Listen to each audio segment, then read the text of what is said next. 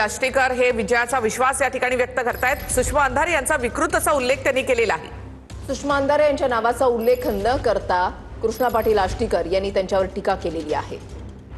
तर कृष्णा पाटील आष्टीकर विरुद्ध इथे महायुतीचे अमरनाथ राजूरकर भाजपचे उमेदवार आहेत, ते इथे निवडणुकीच्या रिंगणात आहेत आणि मतमोजणी सुरू झाली आहे। कृष्णा पाटील आष्टीकर यांच्याकडनं आपण विजयी होणार असा विश्वास या ठिकाणी व्यक्त करण्यात आलाय। भूमिका मात्र विजयी झाल्यानंतर व्यक्त करेन असं कृष्णा पाटील आष्टीकर यांनी म्हटलंय। काय गणित असेल? मी यापूर्वी सांगितलं होतं मी आघाडीचा होतो आहे। आता 2-3 दिवसापासून ज्या काही माझ्यावर ज्या एक ते वाचाळ तोंडाळ बाई ज्या काही माझ्यावर स्तुतीसुमनं उधळत आहेत किंवा माझ्यावर शंका कुशंका माझ्याकडून काही अपेक्षा करतायत, त्या अर्थी कधी कधी असं वाटतं की राजकारणातून पॉज घ्यावा। पण माझी भूमिका काय हे माझे वडील आल्याच्या नंतर संध्याकाळी आपल्या सगळ्या मीडियाच्या समोर नक्की सांगेन। वडिलांची काही चर्चा झाली आता?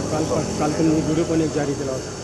हो, वडिलांची चर्चा झाली। वडील म्हणाले का सोयाबीन पेरलंय का, कापूस लावलाय का, पाऊस चांगला झालाय नांदेडला, 1-2 पाऊस आमच्याकडे जास्त आहेत, ही चर्चा झाली। राजकीय चर्चा विचारतो हे राजकीय चर्चा अजून मी तरी नाही केलेली, शेतकरी माणूस आहे त्यामुळे माझ्यासोबत संपर्क झाल्याबरोबर पहिली ही शेतीची चर्चा झाली। बाकी जी काही राजकीय चर्चा आहे त्या सगळ्या गोष्टी आज संध्याकाळी आले ना पाहूया ना, त्याच्याबरोबर चर्चा। साहेब येणार आहेत?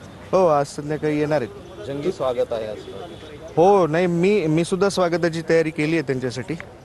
बघूया, मला काही लोकांनी ज्या अपेक्षा केल्या होत्या ना का बुटं मारा, चप्पल मारा, पिंडदान करा, त्यासाठी एक विशेष स्वागत ठेवलंय माझ्या वडिलांचं, त्यामुळे आपण संध्याकाळी पाहू शकतो। कुठं ठेवले? नांदेडला? नाही, एअरपोर्टला ठेवणार। आल्याबरोबर त्यांचं माझ्या पद्धतीने एका मुलाने वडिलाचं स्वागत कसं केलं पाहिजे महाराष्ट्राला दाखवलं।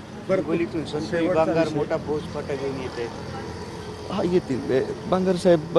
म्हणजे हे विभक्त होण्याच्या आधीची जरा गोष्ट सांगायला झालं तर मित्र तर आहेत, पण पूर्वाश्रमीचे फार चांगले ऋणानुबंध होते आमच्या। निवडणुकीचा काय असेल निकाल विधान परिषदेचा? मी सांगितलं ना आपल्याला। माझ्या काही तुम्हाला शंका वाटते का माझ्या चेहऱ्यावर? नाही, ते ऑपरेशन टायगरमुळे कुठेतरी मतं फुटलीत वगैरे असं काही नसते, असं काही नसतं आणि मला नाही वाटत असं काही परिणाम झाला असावा। मी आपल्याला पहिलेच सांगितलं होतं माझा सराव फार चांगला झाला होता, त्याच्यामुळे परीक्षेचं बर्डन ऐन टाईमवर कुठलं तरी एखादं क्वेश्चन सिलेबसच्या बाहेर आलं तर आपण अख्खं पुस्तक वाचून काढलेलं होतं, त्यामुळे असं काही फरक पडत नाही। Okay, thank you. भेटूत।